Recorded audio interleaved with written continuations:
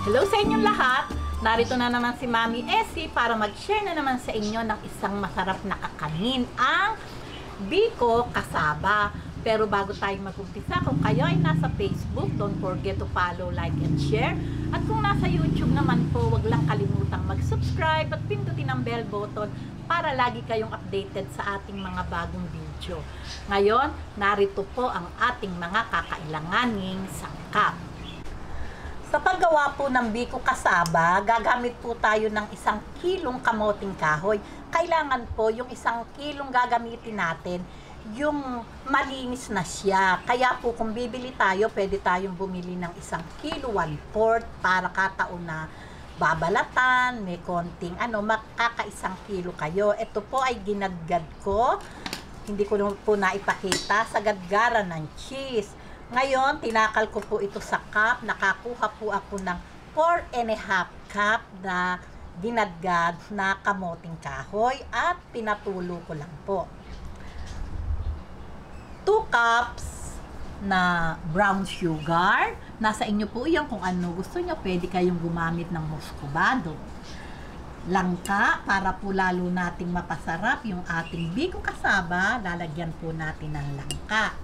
Ito naman pong ating gata, gagamit po tayo sa paglalatik ng 2 cups na coconut cream. At para naman po sa ating kasaba, biko kasaba, gagamit po tayo ng 4 cups na coconut cream. Okay, umpisahan po muna natin yung paggawa ng latik.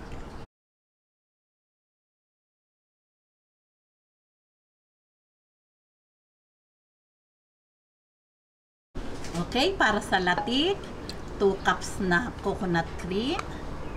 Ayan, kung napansin nyo po ay medyo may buo-buo kasi po ay galing po ito sa aking rep.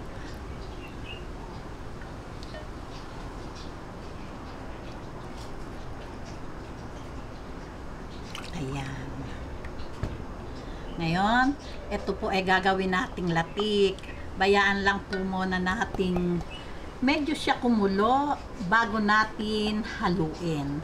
Ayan, haluin lang kung ganyan. Babalik po ako pag kumukulo na siya o medyo nare-reduce na yung kanyang pinakagata at nag-uumpisa na siyang maglapik. Okay?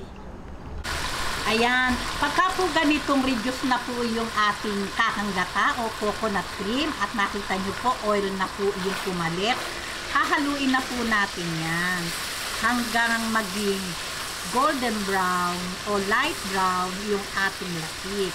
Lalagay na po natin sa medium heat yung ating apoy para po hindi mabigla yung pagkakaluto ng ating latik. Huwag na po natin sisigilan ng halo, lalo po kung ang gamit natin yung kawali na hindi non-stick, mas madali po siyang masunog. Kaya po halo lang ng halo hanggang maging light brown o golden brown silang lahat. Ayan. Okay, balik po ako pag golden brown na yung ating masarap na latik.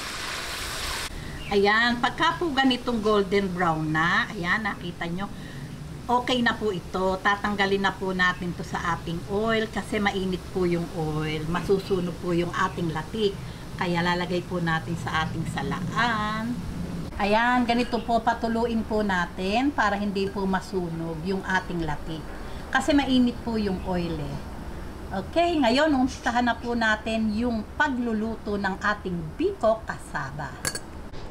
Ngayon po, dito din po sa ating kawaling pinaglapikan, dito ko po lulutuin yung ating masarap na biko kasaba. Maglalagay po tayo ng 4 cups na kakanggata. Ayan, 4 cups na po ito. Lalagay na po natin yung sugar. Ayan, ngayon lagay po natin tong sugar, 2 cups. Ayan. Tutunawin lang po natin yung ating sugar at medyo lang po paiinitin natin yung ating gata bago natin ilagay yung ating kasaba. Kasi sa pagbibiko po, ang gawa ko nito, di po ba pinapalapot natin yung ating coconut cream. Saka natin ilalagay yung ating malagkit na bigas. Kasi po, luto na po yung malagkit nun. Ito po kasi, kaya paiinitin lang natin at tutunawin yung asukal. Kasi po, hilaw yung ating ginadgad na kasaba. Okay.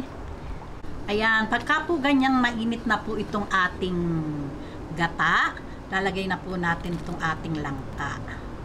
Ayan, at isusunod na din po natin itong ating kasaba. Ito pong kasaba, pinatulo ko. Hindi ko po ito piniga, pero pinatulo ko. Ayan. Okay, lagay na po natin. Dahan-dahan at baka matalsikan itong aking anak na nagkakamera sa akin. Ayan.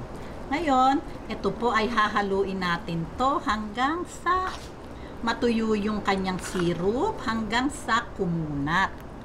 Okay. Ayan. Dito po, ang ginamit kong flavor, langka, kasi po marami akong langka. Pero, nasa inyo po iyon. Pwede po ditong pang flavor para lalong, siyempre, para lalong sumarap yung ating biko kasaba. Pwede po ang buko, pwede din po ang makapuno. Ayan.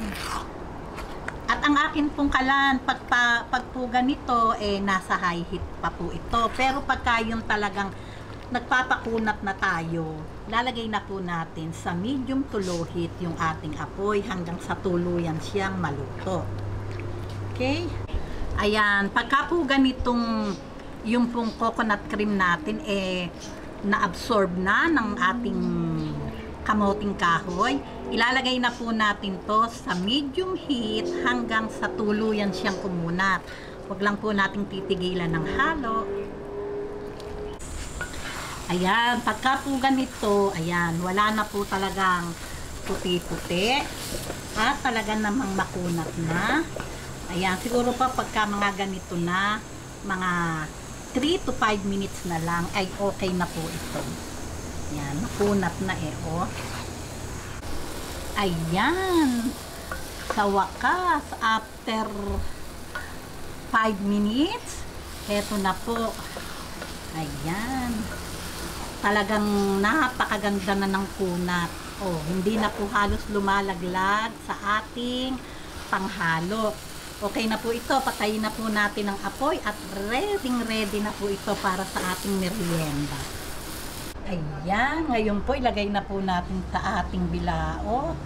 Talaga naman pong napakakunat ng ating biko kasaba. Ayan, ngayon po liligyan na po natin ng latik. Ngayon sa paggawa po ng biko kasaba, kung wala po kayong pang flavor, pwede rin naman po at masarap din po yung kalalabasan, basta lang po ay magata. Ayan, atin na pong budburan ng latik.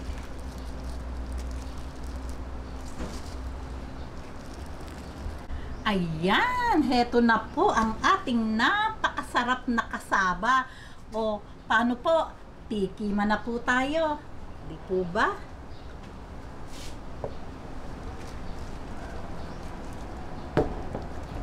Okay, ngayon, eto na po, ready na po ito, tikiman na po tayo.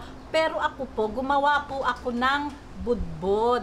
Ito po ay meron ako sa aking YouTube channel. Makikita nyo po ito kung paano ko ginawa. Pero option na lang po ito, nasawsawan ng biko kasaba. Pero syempre po, malaki po ang isinasarap pag may sawsawang ganito. O pwede din po yung niyog na mura na kinayod. Meron din po ako. Heto din.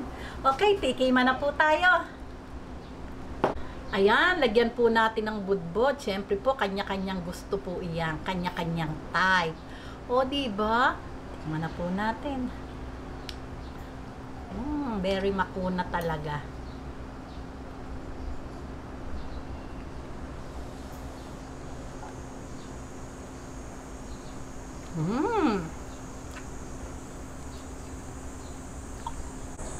Talaga pong masarap. Talaga pong templadong templado. Ayos na ayos lang po yung tamis. Kaya talaga naman pong yummy. Gawin na po natin to at sigurado ako magugustuhan ng inyong pamilya. May budbod o walang budbod, talaga naman pong masarap. O paano po? Kung nagustuhan nyo ang video na to, wag lang kalimutang mag-likes and don't forget to share and subscribe. Gawin nyo na po, talaga namang yummy at siya ang mainit. Babus!